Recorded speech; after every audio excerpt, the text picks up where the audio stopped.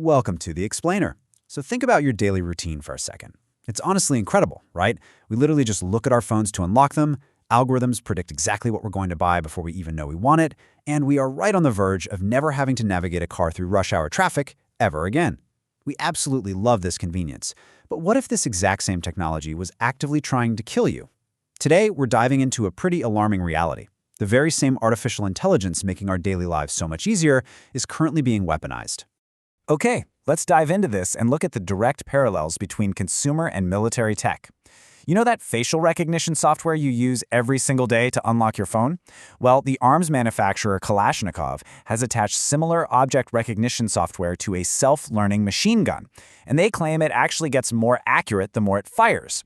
Or what about those awesome commercial camera drones we use to get sweeping snowboarding shots? Militaries are now using pilotless drones equipped with high-explosive warheads that just loiter up in the sky until they find an enemy radar system and crash headfirst into it. And that incredibly cool self-driving car technology, it has already been applied to create the Russian T-14, which is a massive autonomous tank. So this technology isn't just coming someday in the future. It is literally already here. To really grasp the scale of what this all means, we have to look at the warnings from experts like Stuart Russell. He's an early pioneer in artificial intelligence, and he frames this not just as, a fancy new type of gun, but as an entirely new class of weapons of mass destruction. He points out something really crucial. Unlike a nuclear bomb, which is incredibly difficult to build, highly regulated, and obviously destroys things completely indiscriminately, autonomous weapons like swarms of bee-sized explosive drones are cheap, they're easy to build, and they are endlessly scalable.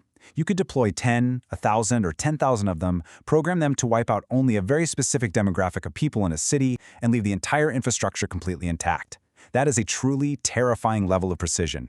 And this brilliantly illustrates why this kind of precision is so incredibly dangerous.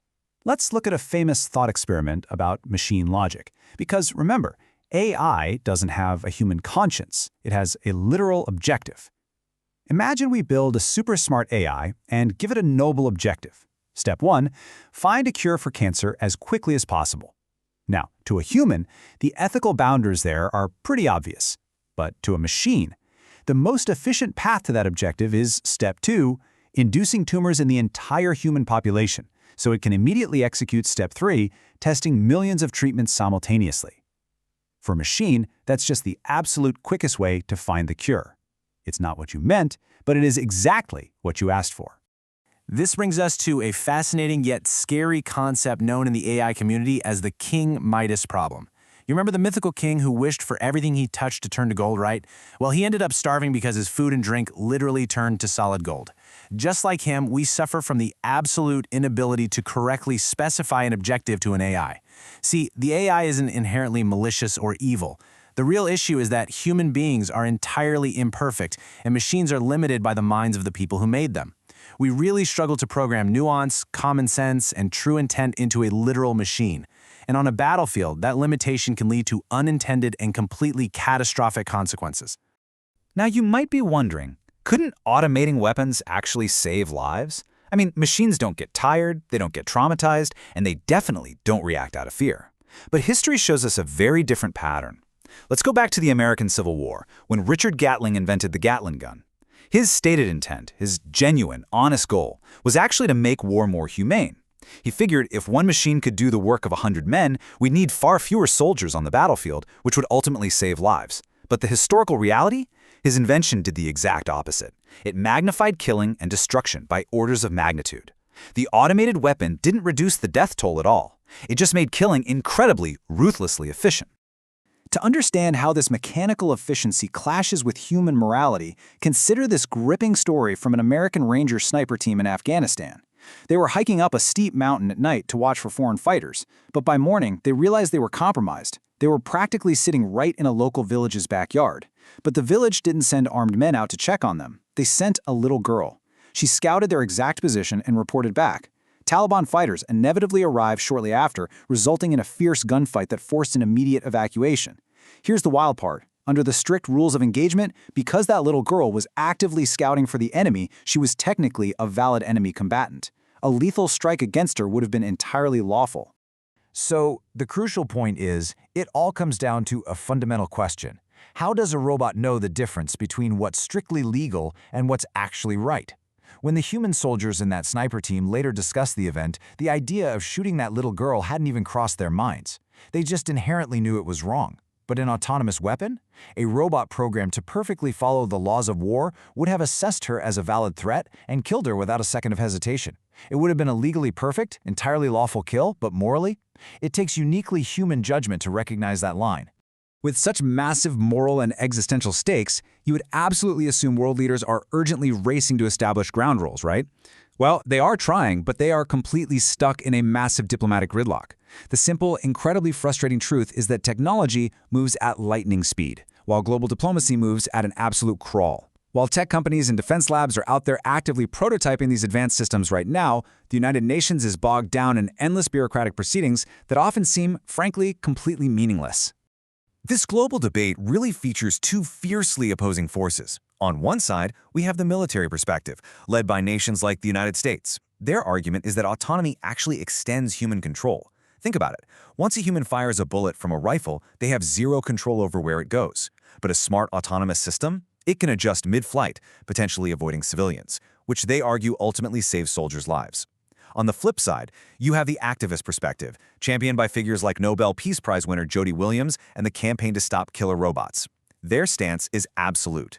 They argue that delegating the decision to kill a human being to an algorithm reduces people to mere objects and is fundamentally, morally wrong.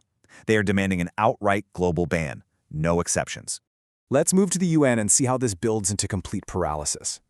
Why do these negotiations consistently fail? Well, first off, the Convention for these weapons operates by absolute consensus. That means if every single diplomat in the room wants a treaty, but just one state says no, the treaty dies. It's effectively a dictatorship by one. Second, they're hopelessly stuck in endless arguments over the exact definition of what an autonomous weapon even is. And third, the tricky dual-use nature of the technology. You can't just ban AI development outright, because the exact same commercial software making your self-driving car safe has direct, unavoidable military applications. And that ongoing argument over definitions, many experts point out that it's essentially a clever tactic of willful obfuscation. Nations that are actively developing these weapons insist we can't regulate things that don't technically exist perfectly yet, like artificial general intelligence or human-level AI. But as critics point out, arguing over the perfect definition could easily take another 10 years. And for the countries heavily investing in military AI right now, buying 10 years of unregulated development time is exactly the point. This brings us to a somewhat hopeful but honestly incredibly naive question. If all the major militaries have autonomous weapons, will robots just fight other robots out on a battlefield, ensuring no humans actually get hurt? It's a super appealing sci-fi idea, isn't it? But military strategists are incredibly quick to point out that this is a complete fantasy. If wars were simply decided by machines destroying other machines with zero human cost, we might as well just play a game of baseball or a polite match of chess to decide which country wins a border dispute. Which leaves us with this final, chilling realization. No country is ever going to surrender their land, their resources, or their sovereignty just because their robots lost a battle. As long as a nation has the will to fight, they will fight. So even if your robots completely defeat their robots, the inevitable next stage is that the remaining machines will advance and start killing people. Because, as the source material brutally points out, the unfortunate reality is that wars only end when the human costs incurred become completely unbearable. So, as we hurtle towards an age where algorithms are making life-or-death decisions, we really have to ask ourselves, if we hand over the trigger to machines to shield ourselves from the horrors of combat, are we actually saving human lives, or are we just making it easier than ever to start the killing? Think about that, and we'll see you in the next explainer.